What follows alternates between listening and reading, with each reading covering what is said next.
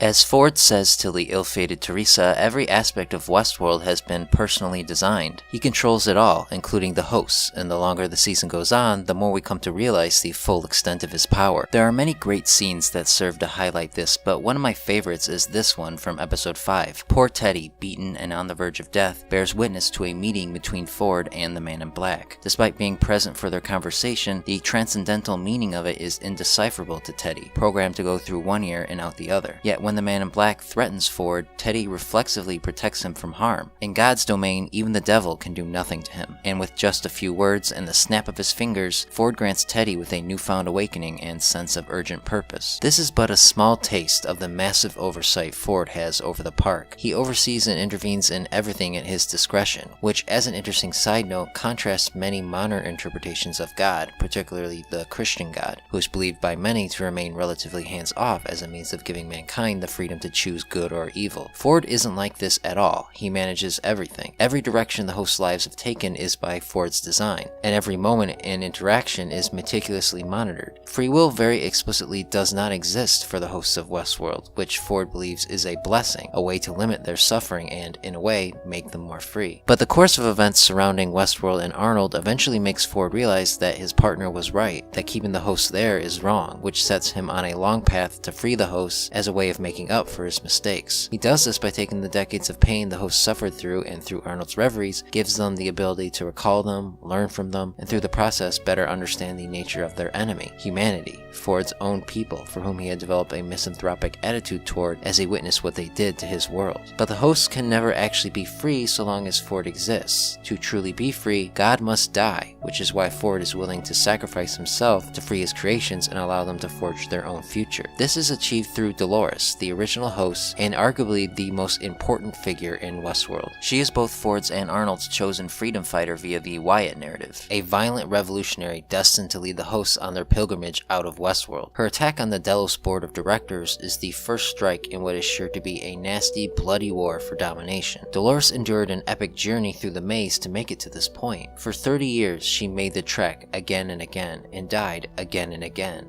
failing to hear her own voice again and again. The first season shows us her final attempt, where she finally succeeds and achieves true consciousness. In the process, she relives painful memories, flashes back to her past conversations with her creator Arnold, and faces off against the devil himself at the center of the maze, whom she discovers she had a hand in creating. But Dolores isn't God's only chosen warrior. Unbeknownst to the brothel Madame Maeve, who also happens to be one of the oldest hosts in the park, she has also been granted a future leadership role by Ford. Through the aid of her technicians, the reluctant Sylvester and the compassionate Felix, Maeve is able to maneuver her way beyond the boundaries of her reality, and is even granted permission to bear witness to creation itself. Ford creates a clear path for her to escape, both as a means to support her quest and to distract security from his planned massacre of the board. The goal seems to be for her to be the first host to leave Westworld and infiltrate the outside world. To what exact ends, we can't be sure, but Maeve's emotional connection to the memories of her daughter prompts her to stay in order to find her. This is the first true choice Maeve has made of her own free will in her entire existence, and it goes against the wishes of her creator. What's striking is how Maeve's first real decision contrasts Dolores's. While all season we are led to believe that Maeve is the violent rebel and Dolores is the soft-hearted farm girl, the season ends with them making choices that contradict their narratives. It's a fascinating role reversal, and it will be interesting to see how their characters develop next season. Then there's Teddy, the lovable, rugged, traditional hero of Westworld. For a long time he existed merely to play this role, but then Ford began moving the dominoes in place for his new narrative, and Teddy is one of the most important, hence is given a new backstory. Remember, this story opens from the point of view of Dolores and Teddy. They are the Adam and Eve of Westworld, idealized representations of time-honored Western character tropes. Teddy may be an expert at dying, but he is also one of the greatest gunslingers in Westworld. He is a soldier and will surely stand by Dolores' side in the coming war, though from the look he gives her at the end, he will fear her as much as love her. And finally there is Bernard, the reincarnation of Arnold in host form, created by Ford not only to guide the host after he's gone, but for the simple fact that he missed his friend. This makes Arnold the only man to transcend death,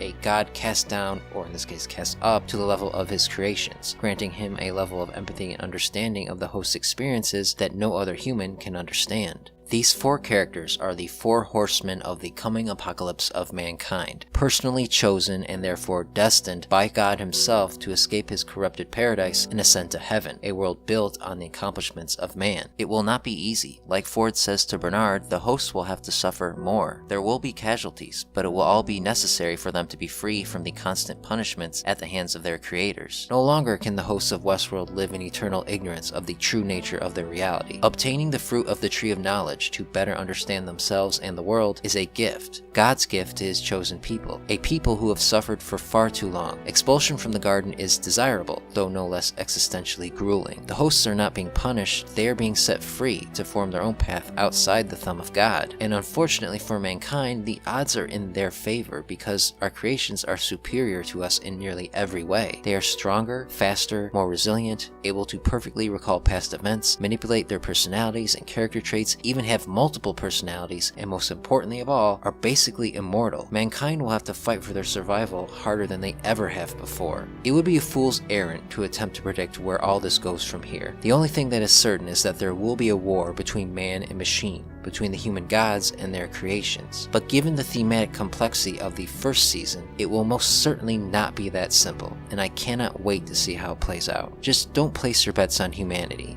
If Dolores' ominous threats to the Man in Black are any indication, mankind won't be long for this world. And maybe that's a good thing.